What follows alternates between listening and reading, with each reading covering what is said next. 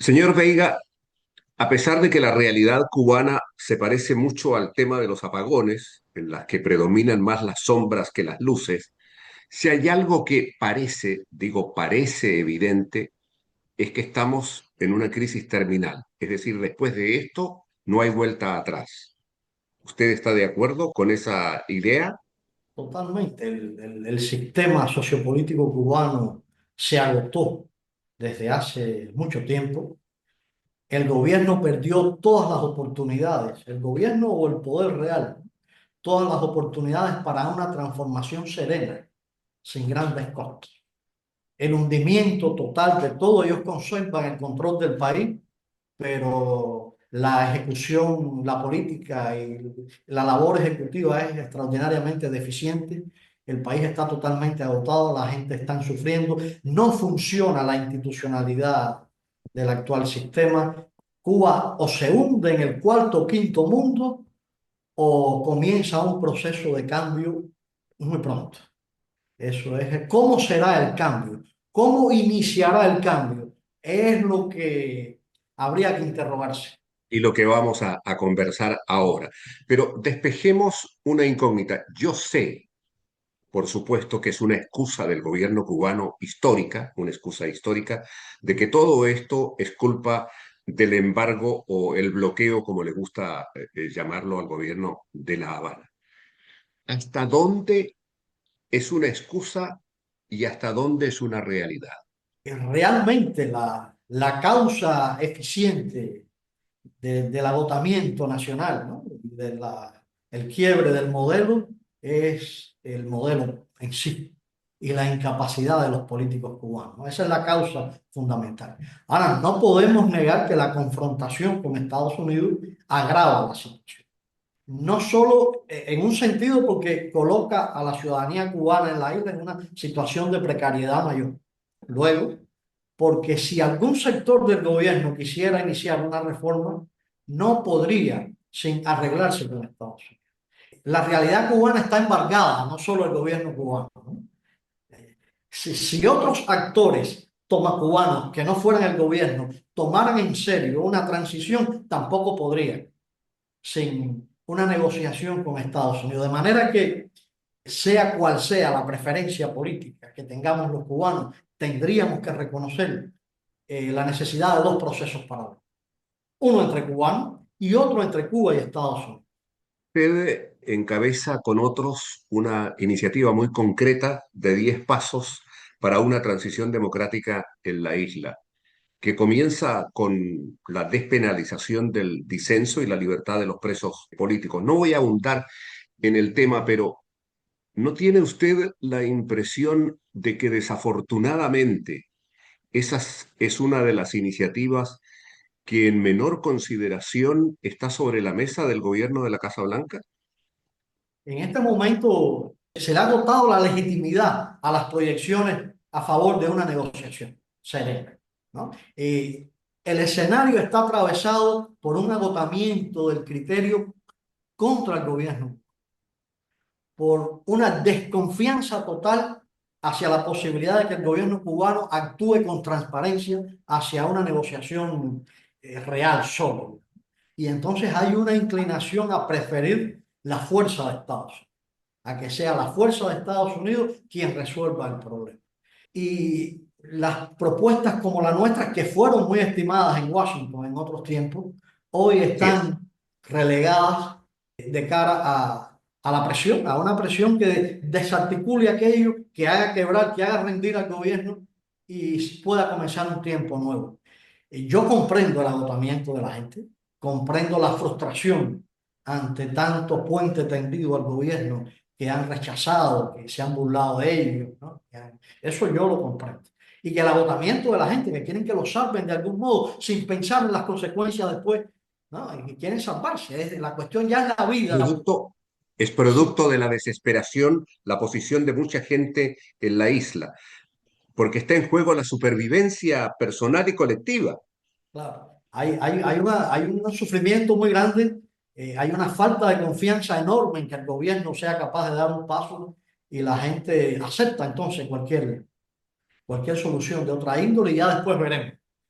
pero eso es muy delicado. Yo creo que si nosotros transitamos hacia otro tiempo político, sin un proceso coherente, con cierta serenidad, que podamos reencontrarnos, redefinir un marco constitucional, etcétera, podemos desembocar, cuando ya no existan los controles actuales, en una guerra civil. Podríamos transitar de una crisis a otra. Hay prácticamente dos posibilidades que tienen cada una de ellas cierta fuerza y respaldo popular. La una es la peor de todas, una intervención militar directa, apoyada por un sector bastante radical, sobre todo de la gente que vive en Miami, y por supuesto por gente desesperada en la isla. Y la otra es la negociación pactada que podría concluir en un capitalismo sin democracia. Yo creo que hacia ahí vamos. Yo creo que se está pactando entre las cúpulas de La Habana, sobre todo de la oligarquía de Gaesa y el entorno de Donald Trump. Están pactando el arribo de un capitalismo sin democracia, ¿no? Sin democracia, que colocaría al pueblo cubano en una desventaja tremenda, ¿no? Tremenda. Sería otro modo de transitar de una crisis a otra, ¿no? Y Cuba, no es posible proponerse solo un cambio económico en Cuba. Tiene que haber también una transformación del Estado hacia un Estado de derecho con responsabilidad social que se empeñe en la inclusión. Cuba está agotada, el pueblo cubano vive en la pobreza, la nación está fracturada. No basta con una reforma o un gran cambio económico, por importante que sea, ¿no? Por supuesto. ahora, ese cambio económico, si se llegase a producir y a generar, mantendría a la élite de la Fuerza Armada cubana en el poder. Seguro que sí. Yo lo que dudo que pueda ser exitoso en poco tiempo un cambio de ese tipo. Un gran cambio económico, por muy eficiente que sea, demorará mucho en reportar beneficios al pueblo. Recuperar la cuestión económica en Cuba va a llevar mucho tiempo, mucho dinero y mucho esfuerzo. Si la sociedad cubana no tiene un propósito, va a tener desafección hacia ese proceso. Si ya no existen los controles actuales, va a tener mucha oposición. Allí hace falta algo más que la Ese, contabilidad. Hace falta un propósito para que ese pueblo vuelva a implicarse, para que ese pueblo pueda disponerse a convivir. Tendría que regresar muchos profesionales cubanos de la emigración para que ese país pueda construir algo, porque es un país de ancianos solos y pobres, ¿no? Se ha ido toda la fuerza laboral cualificada. ¿Y por qué regresaría si no se va a beneficiar? No, tendrían que haber un marco legal, un marco político. Si no puede fracasar ese intento de una oligarquía, una democracia oligárquica, un capitalismo autoritario, podía fracasar. Cuba está en una situación de posguerra. No es solo una transición de un modo de gestión a otra lo que hace señor falta. Roberto Veiga, en una realidad como la cubana, con un sistema represivo como el gobierno de La Habana implementa desde hace décadas, no es fácil para una oposición organizarse, tener presencia pública, respaldo popular. Yo eso lo sé. Y además, y me parece que es sano que así sea, hay diferentes miradas sobre la realidad cubana dentro de la oposición. Todo eso yo lo entiendo. Lo que no entiendo es cómo ha sido imposible hasta el día de hoy que la oposición en su conjunto se ponga de acuerdo sobre tres o cuatro temas que son prioritarios, fundamentales, y que aparque, que ponga en el congelador por un tiempo las aspiraciones ideológicas muy legítimas que pueda tener cada grupo. Eso tengo la impresión que es un obstáculo mayor, porque usted tiene razón. El país necesita volver a creer, pero para eso necesita tener algún tipo de conducción política que hoy no existe. No existe. Lamentablemente somos mucho más plurales, posiblemente que nunca, pero no somos más democráticos. Cada pluralidad pretende ser lo absoluto, el todo, y cada pluralidad le pide a las restantes el todo, todo. O no eres legítima, ¿no? O no es posible. Se apela a una unidad que no hemos sido capaces. Yo creo que debíamos haber procurado otra cosa y tampoco hemos podido avanzar. Y es quizás no esa unidad, pero sí la capacidad de lograr acuerdos. en las cuestiones fundamentales, ¿no? A lo Lograr un mejor, estaba pensando ahora que escuchándolo, a lo mejor esta es otra secuela de la dictadura. sí, pero que no es solo La actual. mentalidad, la mentalidad, digo, absolutista, ¿no? Claro, es una cultura. El modelo fracasó, el modelo político, pero culturalmente quedó. Está culturalmente, ¿no? Y eso es un obstáculo hoy y lo será después. Algunos consideran que cuando haya una transición y haya un marco democrático, eso podrá zanjarse. Y es posible. La praxis ayuda, ¿no?, a modificar la cultura y los valores. Pero no, yo creo que lo vamos a padecer mucho tiempo después, incluso, si logramos la democracia. Es un arrastre histórico que tenemos también desde el siglo XIX. Tuvimos democracia, pero a ver, en el siglo XIX habían tres proyectos de país a principio y cada uno decía que él sí era Cuba y el resto no. Tenemos la república cuando surge, lo comentaba hace poco, el Partido Revolucionario Cubano de Grado San Martín en la república. Decía, somos el partido auténtico. Reconocían al resto de los partidos, pero decían, pero el partido de la nación de verdad somos nosotros. Después viene el 59, donde ya no era posible ni reconocer que existieran otros, ¿no? O sea que venimos arrastrando esa cultura autoritaria, ¿no? Debería servirnos de experiencia para decir tenemos que lograr una inflexión, pero no lo hemos conseguido.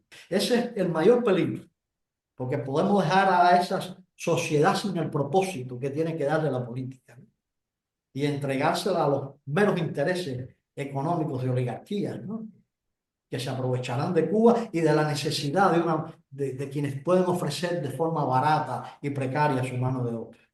Usted se ha dedicado parte importante de su vida al estudio de las ideas políticas, del Estado de Derecho.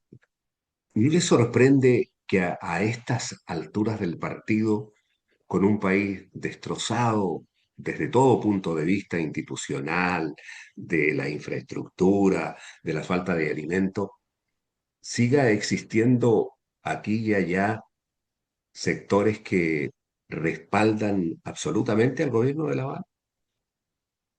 El hecho de la implicación de Estados Unidos en este conflicto nos ha hecho mucho daño, incluso en ese sentido. Y tenemos nosotros mucha culpa. El hecho de que, porque somos débiles ante el gobierno, amplios sectores se ponen detrás de Washington, ¿no?, y toman la bandera del embargo, anula a la oposición. No existe. La oposición no ha logrado su propia fuerza, su propia legitimidad. Depende de la de Washington. Yo no digo que todas, pero en sentido, eso ha sido una dinámica muy fuerte en esto. E incluso entonces, para muchos en el mundo, el interlocutor del gobierno cubano es Washington, no nosotros. La otra parte es Washington, porque Washington está implicado y porque históricamente amplios sectores de nosotros se han puesto detrás de Washington. No tienen agenda prácticamente, la agenda es la presión de Washington, el embargo, ¿no?, la transición que pueda tutelar Washington después y nos descoloca como actores, ¿no? Hoy no podemos estar en una negociación porque no somos. Es Washington y La Habana. Y creo que también eso afecta. Si uno ve declaraciones, ¿no?, de grandes reuniones de la Unión Europea, en otros momentos, ¿no?, de América Latina, y ve cómo esbozan la cuestión cubana, está atravesada por eso. Si uno ve declaraciones de encuentros en la Unión Europea, en la CELAC, etcétera, esbozan el asunto como un enfrentamiento entre La Habana y Washington, que es real, ¿no? Pero nadie observa el enfrentamiento entre el gobierno cubano y amplios sectores de la sociedad. No lo señalan y nosotros tenemos mucha responsabilidad de eso también, ¿no?, al aparecer, ¿no?, detrás de Washington y la agenda sea la de Washington. No, nos ha faltado una agenda propia, una organización propia, un quehacer propio que nos diera nuestra propia legitimidad, ¿no? Y Washington fuera un otro, un tercero. ¿Es realmente una traición la que ha cometido el gobierno cubano a los ideales originales de la revolución? Sí, a los ideales originales sí hubo una traición. No existen. Y lo poquito que quedaba de lo que en nombre de eso se ofrecía ya no existe. En la educación, por ejemplo, estamos peor que cualquier país, que muchos países de América Latina, ¿no?, habiendo tenido una educación que, hombre, de una universalidad y una calidad tremenda, ¿no? Muchos de esos servicios ya no existen. ¿Cómo recuperamos el servicio de la sanidad en Cuba? ¿Cómo lo recuperamos, no? Eso es un reto que no se sabe cómo podrá hacer. La misma educación. la misma educación. Hay cálculos muy modestos de que harían falta $8.000 al año por cada alumno. Supongamos que hay 2 millones de alumnos jóvenes en Cuba en edad escolar. ¿De dónde sale ese dinero? Si un país no tiene economía, ¿no? Cuba debió reformarse hace tiempo. Otra cosa es ya debatir si debió integrar el campo socialista o no. Eso ocurrió ya, ¿no? Eso ocurrió ya. Ese es otro análisis que Cuba debió transformarse en los 90, no lo hizo.